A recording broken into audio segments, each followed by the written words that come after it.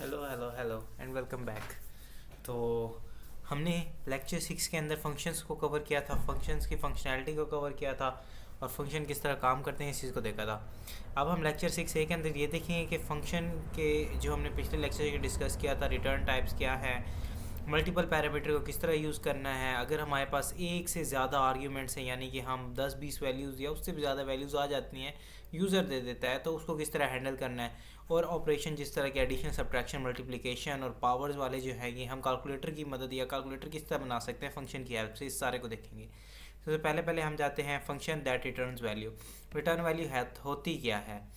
Return value कुछ भी हो सकती है। ये एक स्ट्रिंग हो सकती है जो कि डबल कोट्स के अंदर है, या फिर ये इंटीजर हो सकती है नंबर्स की फॉर्म के अंदर, या फिर ये एक बुलियन हो सकती है, ट्रू और फॉल्स की वैल्यू हो सकती है। तो हम सबसे पहले पहले देखते हैं फंक्शन लिखते कैसे हैं। ये हमने पिछले लेक्चर में देखा था, अगर आपने नहीं देखा तो आप जाके वो वीडियो देख सकते हैं। ठीक है। डिफाइन स्क्वायर फंक्शन का नाम, पैरामीटर आ गया। फिर हमने रिटर्न क्या कर दिया, रिटर्न हम यहाँ पे एक नंबर कर रहे हैं कोई एक ख़ास फंक्शनैलिटी परफॉर्म करके। इधर हम मल्टीप्लाई कर रहे हैं उस नंबर को उससे जो उसका स्क्वायर बनता है। फिर बाद में हम उस रिज़ल्ट को रिज़ल्ट के अंदर स्टोर करा रहे हैं। अगर रिटर्न स्टेटमेंट होगी तो हम डायरेक्ट फंक्शन को इज इक्वल टू करके उसके अंदर पैरामीटर पास करके उसे एक वेरिएबल को असाइन कर सकते हैं। अब वेरिएबल के अंदर क्या वैल्यू आ जाएगी, वेरिएबल के अंदर ये जो रिटर्न वाली वैल्यू है ये आ जाएगी, यानी कि नंबर को नंबर से मल्टीप्लाई कर दिया। इस केस के अंदर 4 × 4 ये बन जाएगा 16। हम इसे एग्जीक्यूट करके देख लेते हैं। तो ये हमारे पास यहाँ पे एग्जीक्यूट करके हमें ये रिज़ल्ट यानी कि 16 प्रिंट करा के दे रहा है। फिर इसके बाद हमारे पास फंक्शन विद मल्टीपल पैरामीटर। ये क्या है? ये फंक्शन जो कि दो नंबर्स को ऐड करता है, हम उसके लिए बना रहे हैं कि एक से ज़्यादा पैरामीटर्स आ गए। वहाँ पे सिंगल पैरामीटर था, खाली एक दफ़ा हमने नंबर लिखा था। यहाँ मल्टी पैरामीटर है तो हम दो दफ़ा लिखेंगे। पहले हमने ए दे दिया, फिर बी दे दिया, दो पैरामीटर हो गए, इन दोनों को एडिशन लिखेंगे, रिज़ल्ट हमारे पास ऐड होगा, रिटर्न स्टेटमेंट आएगी और उसी तरह हम उसको सम रिज़ल्ट के अंदर सेव करा के तो अपने कोड को एग्जीक्यूट करके इसे चेक कर सकते हैं। 5 + 7 या जो भी है, जो रिटर्न के अंदर वैल्यूज़ हमारी उस तरह जाती रहेंगी।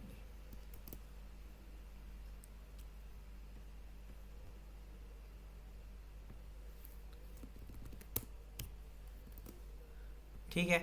तो अब क्या कर रहे हैं, फंक्शन जो कि बहुत ज़्यादा आर्ग्यूमेंट्स लेते हैं। हमारे पास इस तरह का केस आ जाता है कि जब हमें नहीं पता कि हमने कितने नंबर ऐड करने हैं, जिस तरह के रियल लाइफ कैलकुलेटर्स में होते हैं, शायद 2 हो सकते हैं, शायद 5 हो सकते हैं, शायद 100 हो सकते हैं। तो हम क्या करते हैं इस तरह के केस के अंदर, पाइथन को डॉट आर्ग स्टैटिक आर्गस की कमांड दे देते हैं, जिसकी वजह से वो जितनी भी इनपुट्स आ जाए उन सारों को हैंडल कर लेता है। अब हमने क्या किया है, अब हमने यहाँ पे सिंपली डिफाइन किया है ऐड ऑल नंबर्स का फंक्शन, जो कि जितने भी नंबर्स आएंगे उन्हें ऐड कर लेगा, रिटर्न करेगा उनकी सम को, और सम जितनी भी उनकी हो गई वो उसको रिटर्न कर देगा, कोई फ़र्क नहीं पड़ता। जिससे 1 2 3 की सम 6 है तो उसने उसको रिटर्न कर दिया, इन सारों की सम जो है वो 100 है तो उसने उसको रिटर्न कर दिया। हम फंक्शन के जितने आर्ग्यूमेंट्स पास कर दें उन सारों को हैंडल कर लेगा। तो ये था स्टैटिक और पैरामीटर का नाम आ जाएगा। ओके। फिर हमारे पास फोर्थ में क्या है, making a smart calculator function. ये क्या है कि हम अपने जितना भी हमने सीखा ना अभी तक फंक्शंस के बारे में, रिटर्न स्टेटमेंट्स के बारे में, नंबर्स के बारे में, मैथमेटिकल ऑपरेशंस के बारे में, तो हम इन सारे को जहाँ कैलकुलेटर के एग्जीक्यूट करते हैं, सबसे पहले पहले हम डिफ़ाइन कर लेते हैं ऑपरेशन। और ऑपरेशन के अंदर हमने क्या ले लिए, मल्टीपल नंबर्स ले लिए कि नंबर जितने भी यूज़र डाल दे। फिर हम क्या करेंगे कि हम देखेंगे कि अगर हमारे पास ऑपरेशन ऐड का है, सब्ट्रैक्ट का है, मल्टीप्लाई का है, डिवाइड का है, इफ़ और एल्स लगा के, अगर आपने इफ़ एल्स नहीं पढ़ा तो आप मेरे पिछले लेक्चर देख सकते हो, उसमें पढ़ा है, बहुत अच्छे तरीके से समझाया हुआ है। तो आप इसको add, subtract, multiply, divide, power, इन सारे को इफ़ एल्स करके लगा देंगे।